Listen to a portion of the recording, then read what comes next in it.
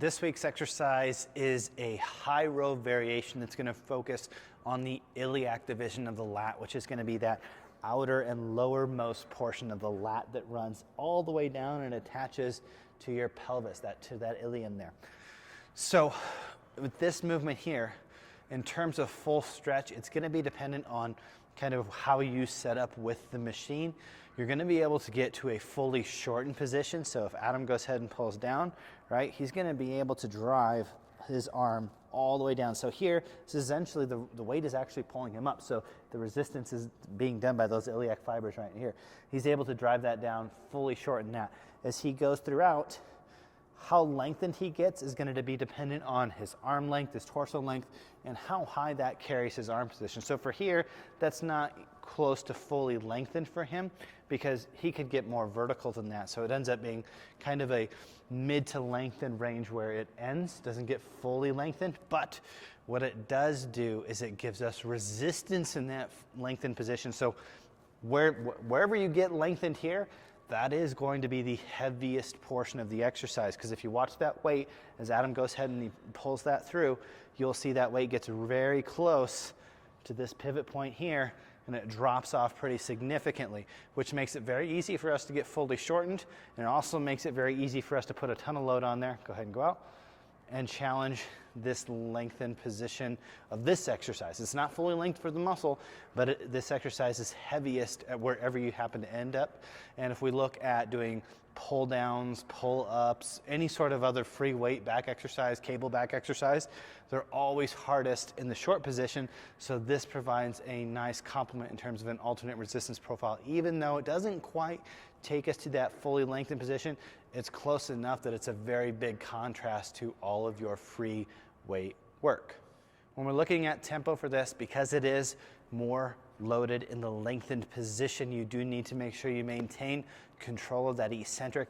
Especially important for this because if you look at how this thing is kind of pulling you up, if you go too fast, what can happen is it can actually pull you right out of your setup. It can twist you and slide you on the floor and make it very challenging. So you want to make sure you're maintaining really good control, especially in that second half of the eccentric, getting towards that lengthened position. And then we want to spend time there. That's where this is really valuable, is it gives us a chance to load the lats in a closer position to the stretch than all of your free weight exercises. So really take advantage of that. Spend some time where there's tension on that lat and it's more of a stretch position. It's not fully lengthened, but it is still a pretty good contrast. This is, however, one of the easiest places to really feel a fully shortened iliac division of the lat because one, it drops off, but two, the handle comes down with you. So when you're looking at how this ends up positioning, all right, as you're coming through here, because the handle is actually driving you down, it actually helps you guide yourself into that like almost depression of the humerus movement rather than wanting to cheat back, which is what a lot of people, they get here and they'll do this thing, right? Or they'll bicep curl it. This makes it very easy because I can't bicep curl this way and I can't pull my shoulder back. So it really allows me to do that. And I can add in that tiny bit of side flexion at the end to fully shorten those fibers. And keep in mind, I said at the end. So as I'm going through this movement, I don't want to be side flexing out here, right? That's just going to generate a bunch of momentum.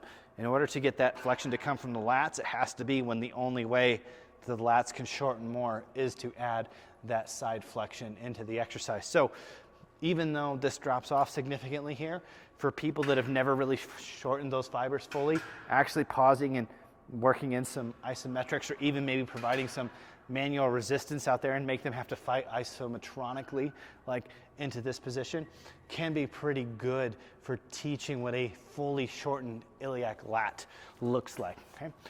Do take care getting in and out of this when you're using a lot of load, because it's very easy to take you for a ride.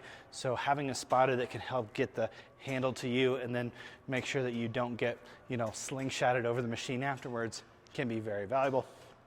For rep range for this exercise, I really like to be able to do my heavy work here because it's very easy to maintain execution when you're doing heavier loads because this kind of helps you control that arm path. Like I said, it drives that arm down into the lower position. So it's very easy to maintain execution during heavier work here. So this doesn't mean that this isn't good for higher rep ranges. It's just that if you are going to pick an exercise to do lower rep ranges, I do really like this, especially for people that don't have amazing execution with free weights and their lats yet.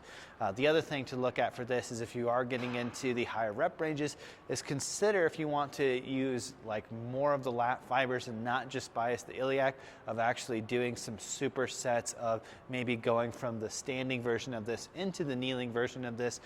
Can be very beneficial for extending fatigue in those lats by dispersing the load from the lumbar fibers into the iliac fibers.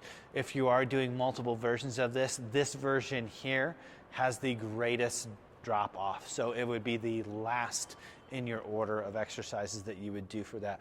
Otherwise, in terms of supersetting this with other exercises, from a stability standpoint, it's fairly easy. It doesn't take a lot of work to really stabilize this bottom position, right? It's not very hard here like the standing version, so you don't really have to worry about this opposite arm. So you can pretty much combine it with anything else.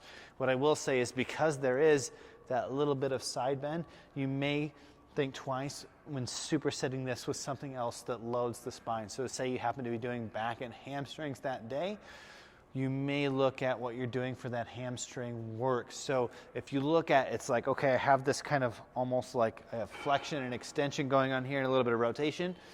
I may be better off supersetting this with a bilateral hamstring movement that doesn't require this versus doing, say, single leg curl that is also going to challenge a little bit more of that pelvic stability. So pelvic, spine, that side bend, those are the things you have to consider in terms of stability overlap, not necessarily this or even this scapular stability at this point, because the lat should be taking all the load. There shouldn't be a lot of work being done by the scapular musculature other than just moving with the humerus here. So a lot of different options for, you know, incorporating other exercises unless you're incorporating trunk and pelvic load in them.